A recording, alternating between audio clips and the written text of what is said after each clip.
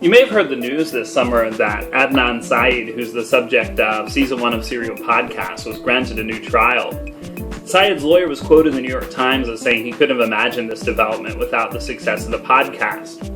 It's interesting to me that we live in a time when a well-constructed nonfiction narrative can actually influence contemporary events. An even better example of this, if we go back a few years, is Malala.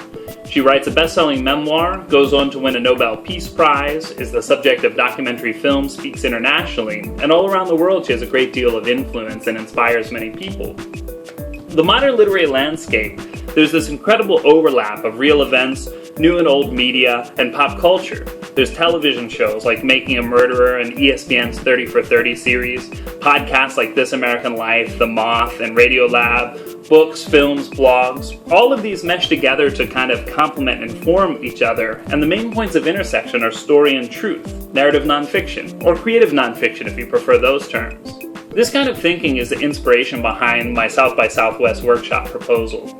Examining Truth, Teaching the New Nonfiction will feature activities that I successfully used with my 10th grade English classes, along with middle and high school summer literacy camps.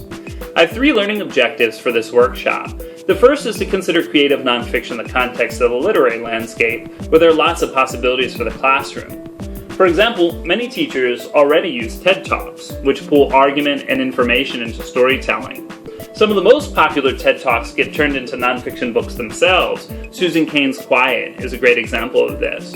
Then there are graphic memoirs, like Everything is Teeth, or Persepolis, or Hyperbole and a Half by Ali Brosh, or Alison Bechdel's Fun Home, which combine memoir and graphic novels. Then there are the many best-selling nonfiction books which get turned into Hollywood films. Laura Hillenbrand's Unbroken, Cheryl Strayed's Wild, Steve Jobs by Walter Isaacson. These are just a few of the many recent examples. It's this last category of book and film pairings which leads to my second learning objective, which is to design multimodal literacy units that feature creative nonfiction. So some nonfiction stories start as articles which get extended into books and then turned into movies. For example, John Krakauer's Into the Wild and Into Thin Air both started as Outside magazine articles before becoming books and eventually Hollywood films. This is a pattern I call the narrative nonfiction spiral. In the overarching story, the article spirals into the book, which spirals into the film, and each of these adds a new layer. The article lays the foundation, introduces the characters and the plot, the novel tells the more complete story, and the film condenses these true events and often adds fictional elements for that Hollywood mass market appeal. So for us as real-world readers, we could get each of these are gateways into this text set. We might watch the film first, which leads us back to the book, which leads us back to the article, or any combination of one related text leading to the next. Or we might even get sucked in by a book review or an interview with the author or the movie's director, and that might suck us in from the sides.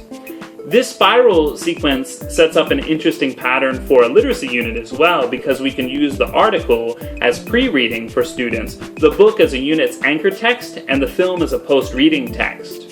The third and final learning objective of this workshop is to use that literacy unit as a set of mentor texts for students to write their own creative nonfiction for a variety of academic purposes, including personal essays, college essays, incorporating anecdote into informative and persuasive writing, and even writing historically accurate fiction. Because there's a great big ultimate truth, and all of us have just a little relative piece of it based on our perspective. I think it's important to teach students not only to share their own relative truths, but also to consider how they fit in with everyone else's.